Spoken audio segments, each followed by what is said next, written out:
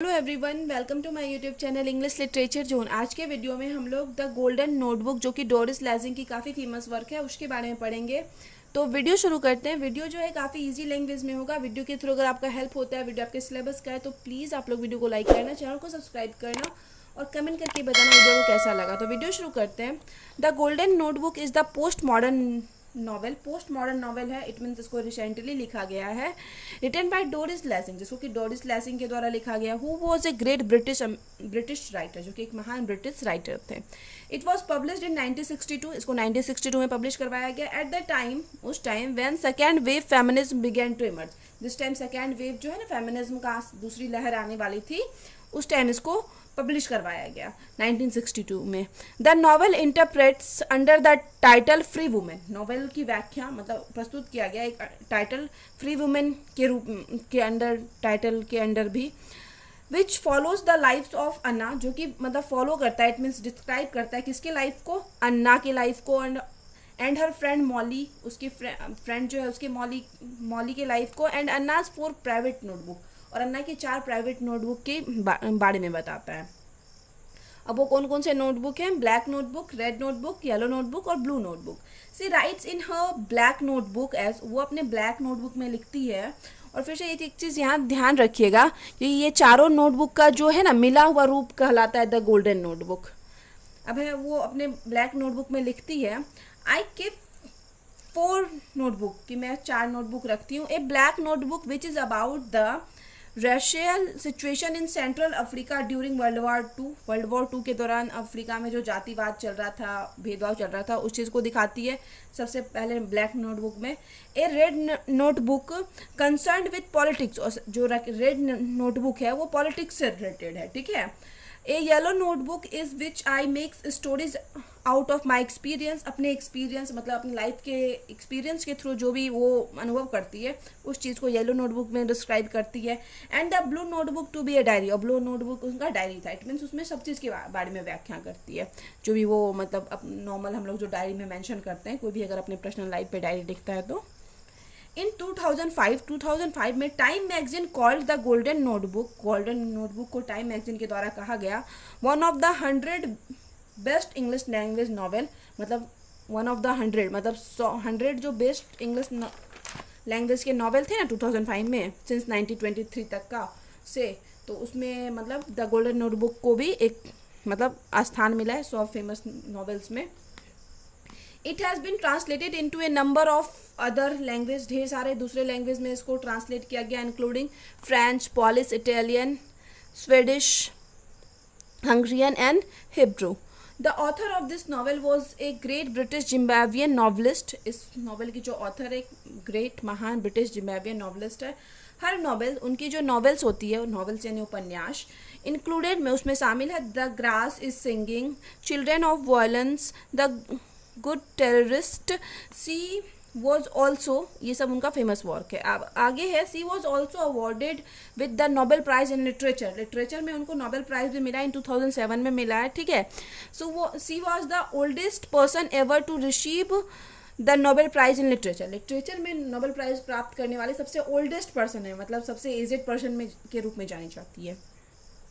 इन 2008 में the times ranked her 5th on a list of the 50 great British writers since 1945, मतलब 1945 से लेके 50 greatest writer के list में इनको 5वें नंबर पे रखा गया था। किसको अगर हम बात करें तो डोरिस लेसिंग को, ठीक है, डोरिस लेसिंग को रखा गया था 5वें नंबर पे। फिर आगे है एज द नॉवल बिगिंस, अब मतलब यहाँ पे हम लोग नॉवल का इंट्रोडक्शन पढ़ लिए, ऑथर के बारे में थोड़ा बहुत पढ़ लिए, अब यहाँ पे नॉवेल के बारे में पढ़ते हैं। एज द नॉवेल बिगिंस, जैसे ही नॉवेल शुरू होता है, Anna and Molly are sitting in a flat in London. Anna और मॉली दोनों फ्रेंड है, तो दोनों एक फ्लैट में बैठी हुई थी लंदन के। Anna is a small slender women, एक छोटी सिलेंडर इट मीन्स पतली सी लड़की है। And Molly is described as tall and boyish, और मॉली को डिस्क्राइब किया गया इस नॉवल में, टॉल इट मीन्स लंबी है, और बॉयज एक होता है थोड़ा लड़का वाला लुक रखे हुए है।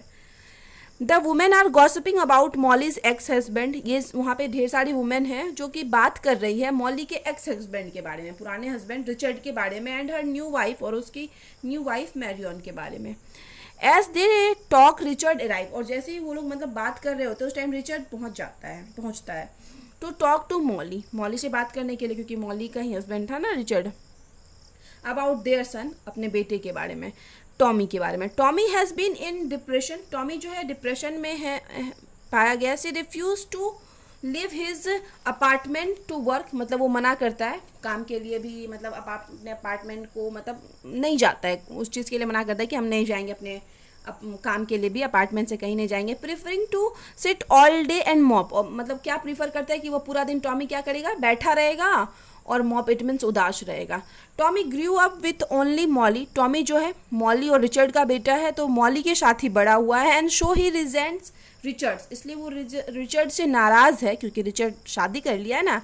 And doesn't want to work at his father company, और इस वजह से ये टॉमी है ना रिचर्ड से नाराज़ है और अपने फादर की कंपनी में काम करना नहीं चाहता है. Tommy arrives half way through the conversation, अब जब ये रिचर्ड पहुंचा और मॉली से बात कर रहा था तो इस टाइम टॉमी भी आधे रास्ते तक पहुंच जाता है.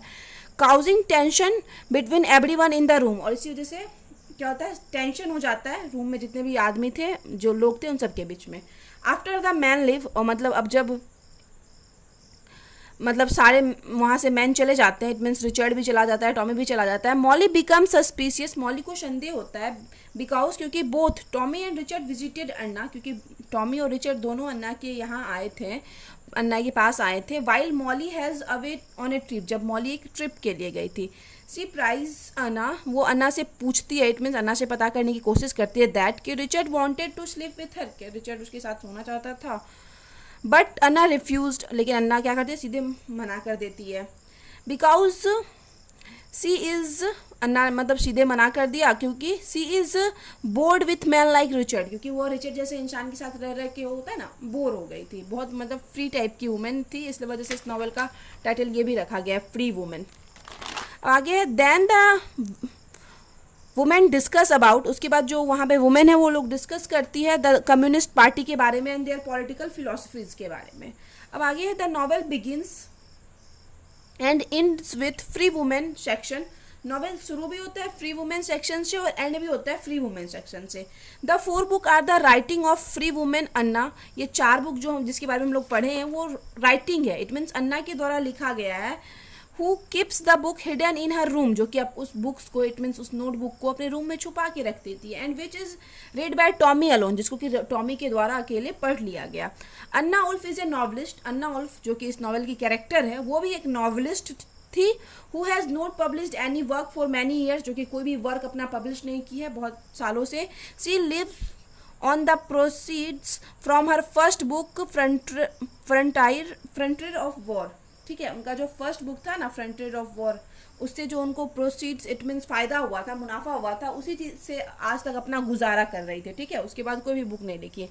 ए story about a racial situation, मतलब in central Africa during World War, ये फ्रंटियर ऑफ वॉर जो है ना, फ्रंटियर ऑफ वॉर, तो उसमें भी वो क्या लिखी है ना, मतलब अफ्रीका का जो सेकेंड वर्ल्ड वॉर के टाइम जो मतलब सिचुएशन था वहाँ पे जाति को लेके, जाति का भेदभाव को लेके वही दिखाई है. ठीक है, फ्रंटियर ऑफ वॉर में भी.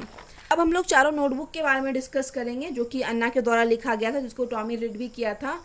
तो सबसे पहले है the black notebook. In this notebook, इस नोटबुक में अन्ना रिमेंबर्स ए पिजन हंटिंग ट्रिप, एक भयावह डरावने से एक मतलब ट्रिप को याद करती है इन अफ्रीका में.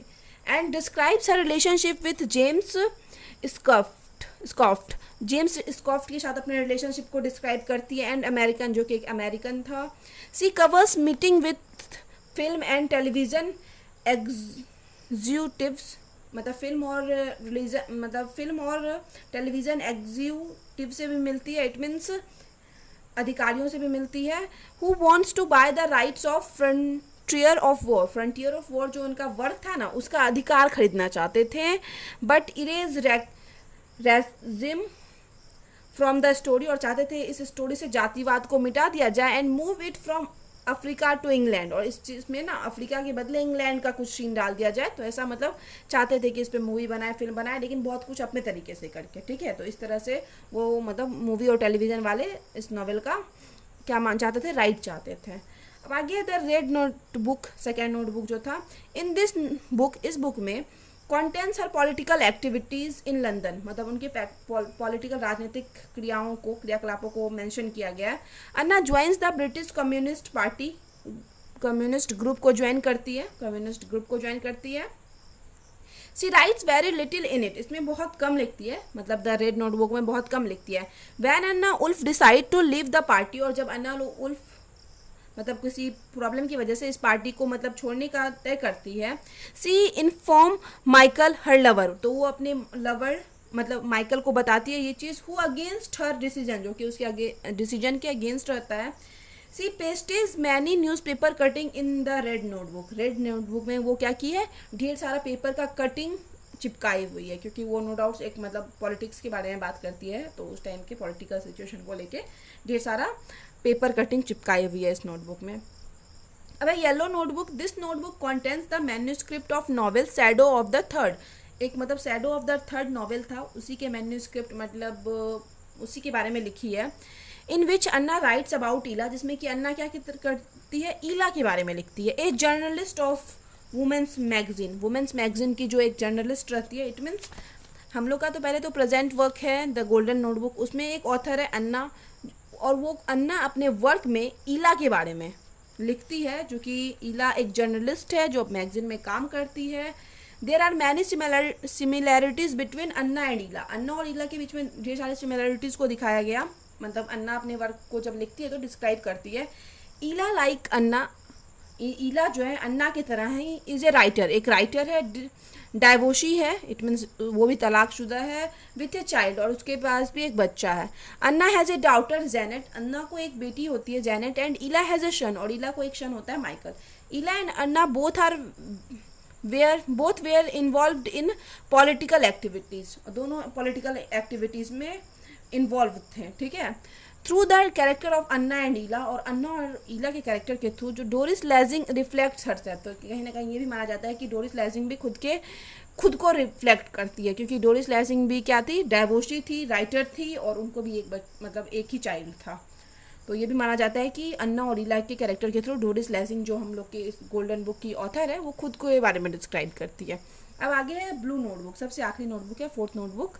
It's about Anna's personal diary, ये अन्ना का मतलब पर्सनल डायरी था, और पर्सनल डायरी के बारे में ही है। She records everything in it and turns them into fiction, चाहती थी कि मतलब वो क्या करती है, इसमें सारा कुछ लिखती है और चाहती थी कि इसको नॉवेल के रूप में मतलब टर्न करे, मतलब नॉवेल के रूप में पब्लिश करे। अन्नाज लॉन्ग अफेयर विथ माइकल, अन्ना का मतलब माइकल के साथ जो लंबे टाइम तक अफेयर चला, and then is living her deeply affect her, और फिर उसको छोड़ देना जो कि उसको काफ़ी ज़्यादा इफेक्ट करता है। She wanted this book to be the most truthful of the notebook, चाहती थी कि सारे नोटबुक में बहुत ज़्यादा ट्रूथफुल हो, मतलब बेस्ट हो ये नोटबुक, कौन, ब्लू नोटबुक।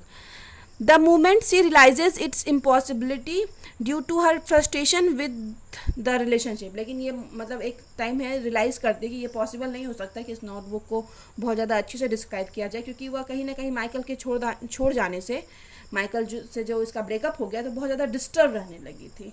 फिर आगे है बैक इन फ्री वुमेन, अब हम लोग फिर से फ्री वुमेन जो कि हम बता रहे थे शुरू में जो स्टोरी डिस्कस कर रहे थे ना, उसी मतलब स्टोरी पे फिर से अब आते हैं। Tommy tries to commit suicide, अब टॉमी जो कि उदास रहता था तो वो सुसाइड करने की कोशिश करता है, एंड फेल्स, बट फेल हो जाता है, असफल हो जाता है, बट इज लेफ्ट ब्लाइंड, लेकिन अब वो क्या हो जाता है, अंधा रह जाता है, ठीक है। सुसाइड करने की कोशिश करता है, जान नहीं जाती बट अंधा रह जाता है। He moves back into Molly's house, अब ये फिर से अपनी माँ के घर, मॉली के घर चला गया है। In the last section of free women के लास्ट सेक्शन में Janet goes off to a boarding school, Janet Anna की जो डॉटर है वो एक बोर्डिंग स्कूल जाती है, and Anna goes in Shane pasting newspaper clipping around her room, और अन्ना क्या होती है मतलब एकदम थोड़ा अजीब सा बिहेव करने लगती है, अपने पूरे रूम में न्यूज़पेपर या कटिंग चिपकाती है। सम टाइम लेटर, कुछ समय बाद, Janet returns from school, Janet अपने स्कूल से वापस आती है। Anna decides to work at a marriage counselling centre, एक मैरिज काउंसलिंग सेंटर में अन्ना काम करने का डिसाइड करती है। Molly marriage a progressive businessman, Molly एक progressive it mean successful businessman से शादी करती है। And Tommy ends up all set to follow in Richard's footstep, और टॉमी भी जो है मतलब तय कर चुका था कि वो अपने पिता रिचर्ड के फुटस्टेप को फॉलो करेगा, इट मीन्स उनके कदमों पे चलेगा, इट मीन्स अपने पिता के ही बिजनेस को आगे बढ़ाएगा, उनके साथ काम करेगा। इस प्रकार the golden notebook can be considered as an attempt to expose the emotion of a women. Golden notebook एक प्रयास के रूप में जाना जाता है जिसमें जिसके थ्रू एक वुमेन के इमोशन को एक्सप्रेस किया गया, इट मीन्स अनुभव को एक्सप्रेस किया गया है, भावनाओं को एक्सप्रेस किया गया है। Who is choose to be free, जो कि फ्री रहना चूज करती है। और उसमें फ्री कौन रहना चूज करती है? अन्ना, जिसके बारे में बताया, जो डाइवोर्सी थी, उसका अफेयर भी बहुत बार हुआ और एट द एंड वो नॉवेल भी लिखती थी, राइटर थी, उसकी बेटी भी थी। तो इस तरह से फ्री वुमेन के मेनली कैरेक्टर को ये दिखाता है नॉवेल। तो यहाँ पे ये वीडियो खत्म होता है। वीडियो अगर आपको अच्छा लगा, आपके लिए हेल्पफुल है, तो प्लीज़ वीडियो को लाइक करना, चैनल को सब्सक्राइब करना और कमेंट करके बताना वीडियो को कैसा लगा। मिलते हैं नेक्स्ट वीडियो में नेक्स्ट टॉपिक के साथ।